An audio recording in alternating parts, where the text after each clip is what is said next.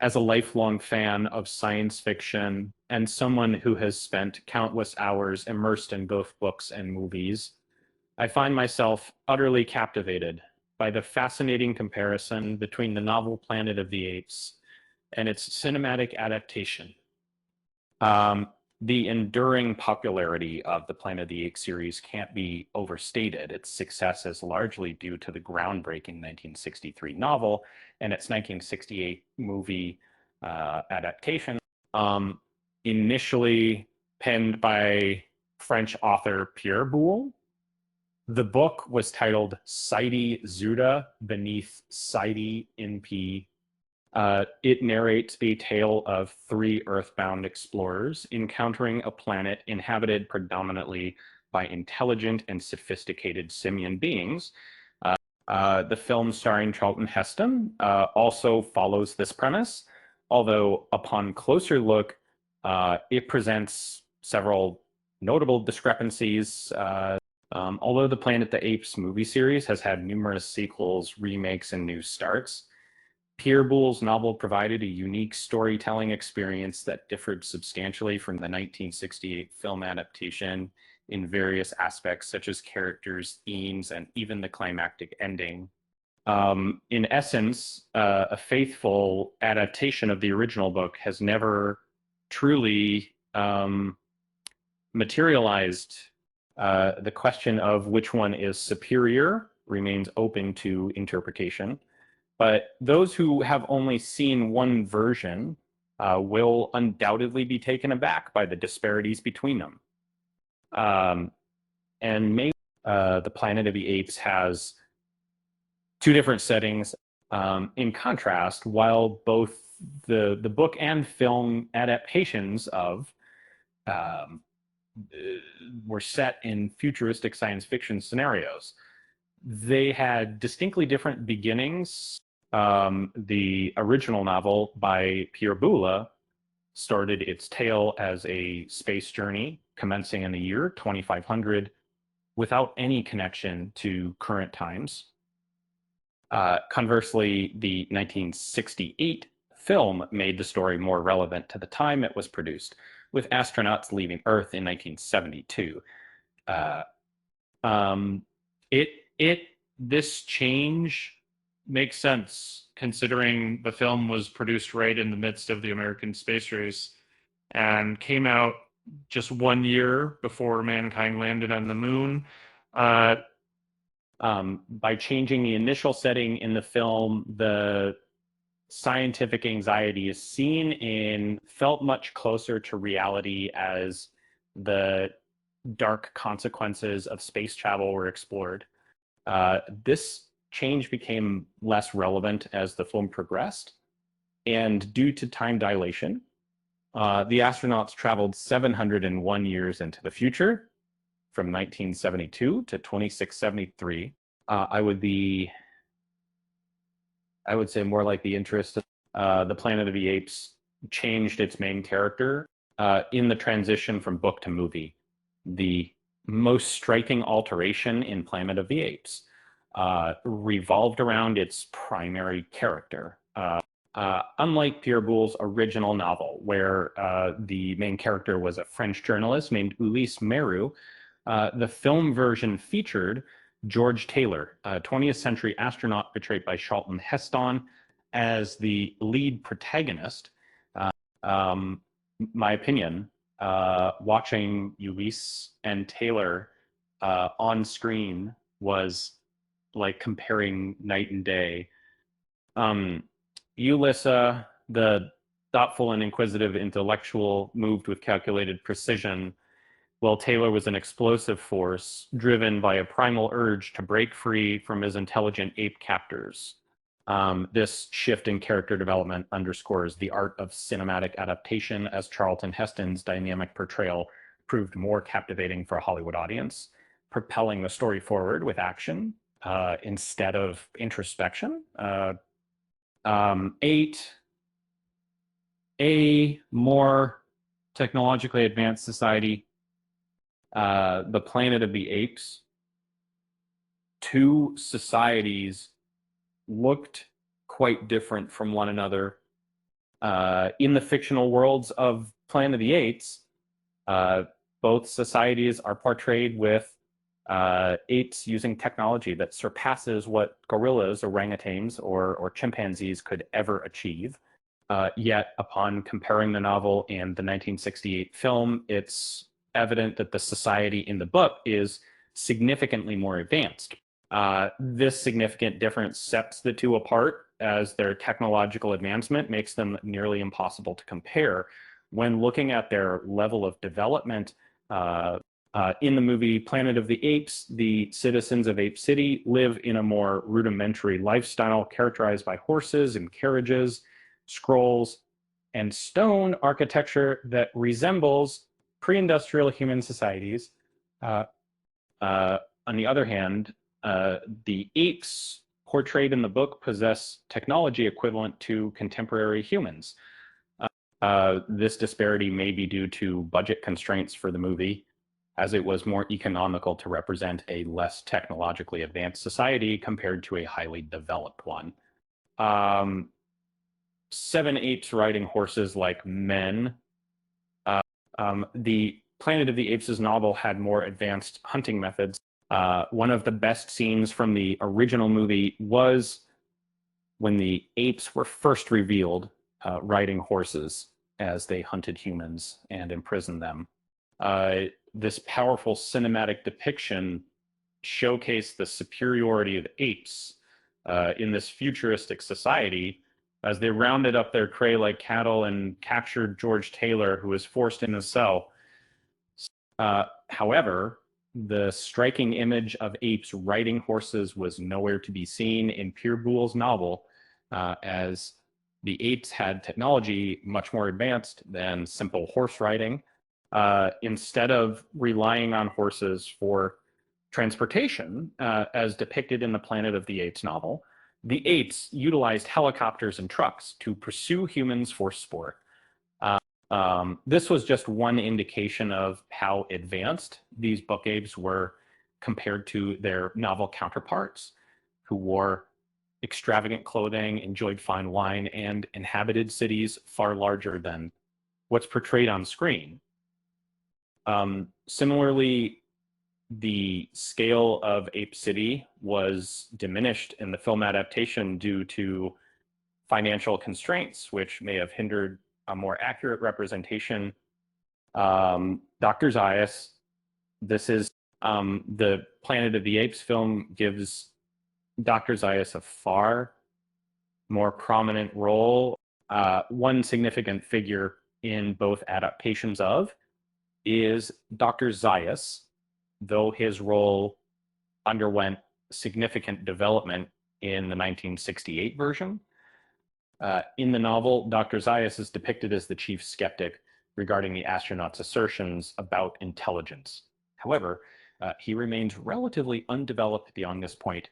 And contrastingly, Dr. Zaius serves as the primary antagonist in the film, with his primary objective being to suppress and manipulate humanity, given his intense fear that they might someday expose their intelligence and overthrow the ape-dominated society of his elements in March 2025.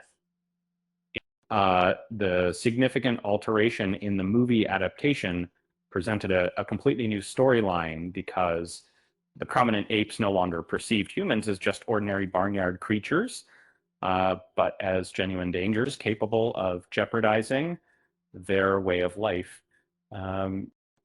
This perspective emerged from other transformations the film introduced compared to the original novel, as Dr. Zaius was aware that humans had once ruled over what used to be called Earth, and that their actions led to the establishment of the Forbidden Zone as a desolate wasteland.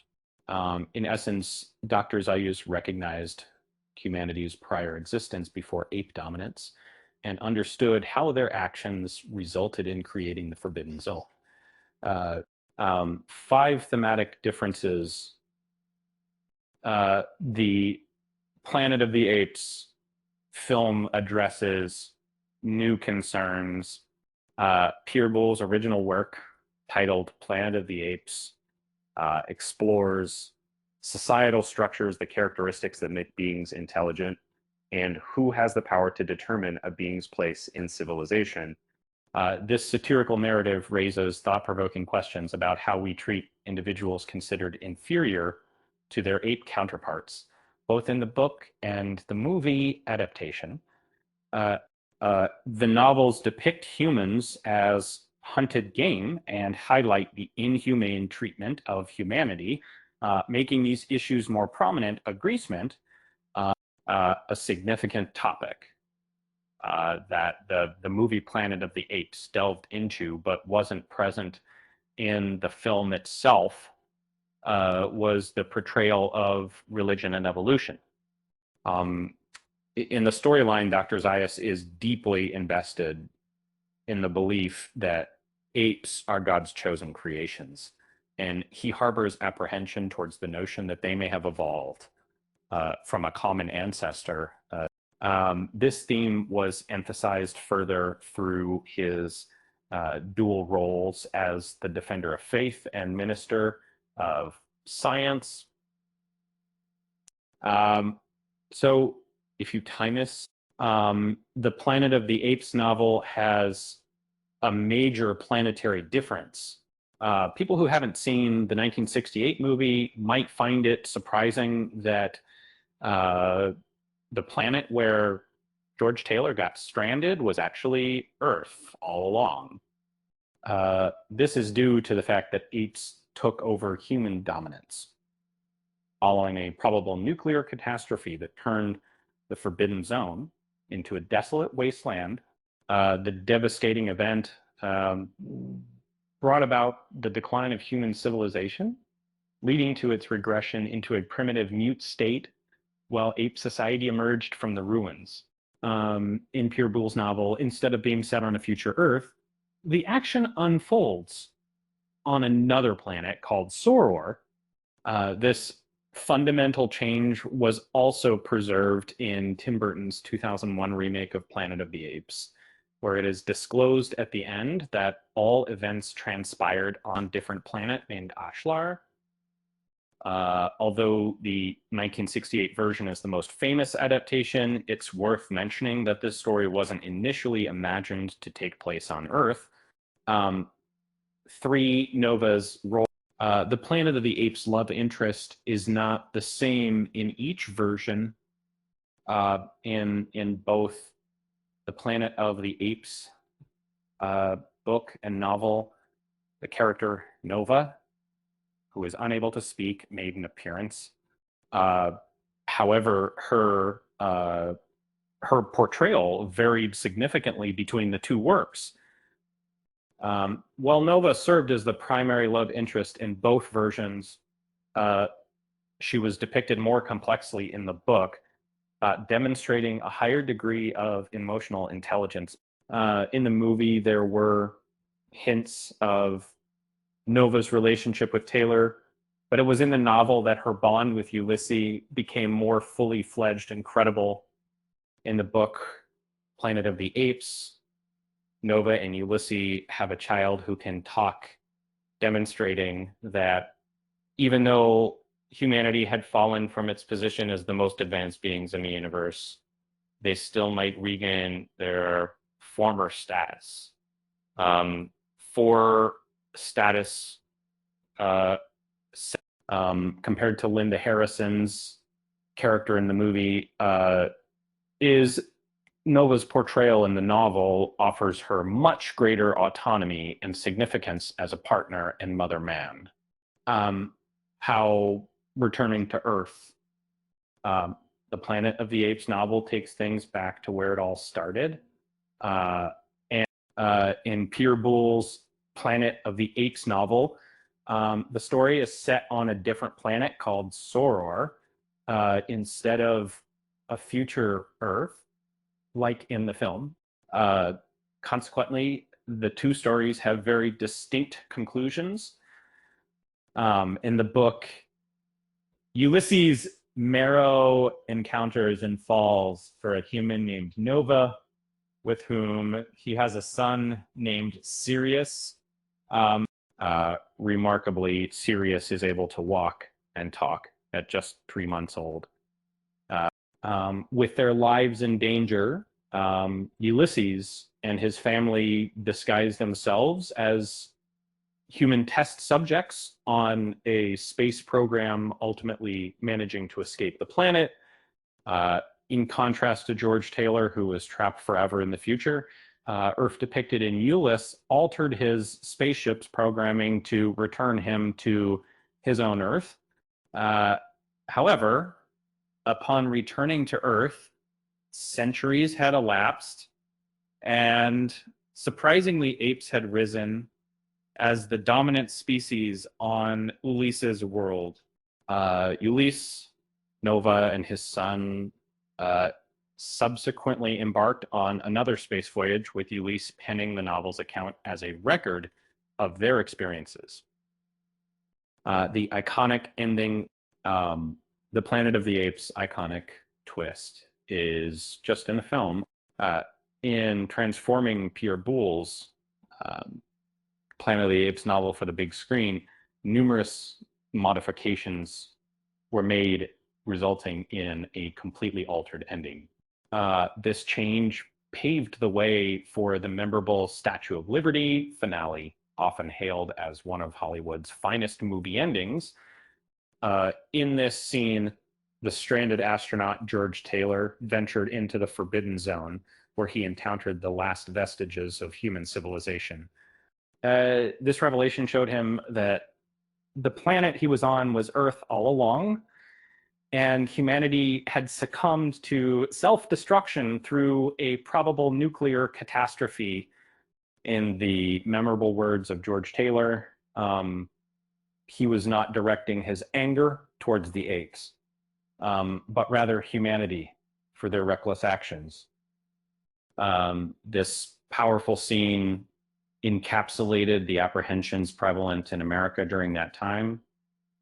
The release of in 1968 coincided with escalating Cold War tensions and the looming fear of mutually assured nuclear destruction. Remarkably, even though this scene was not part of the original book, it helped establish the movie as a timeless sci-fi masterpiece by forging its own distinct identity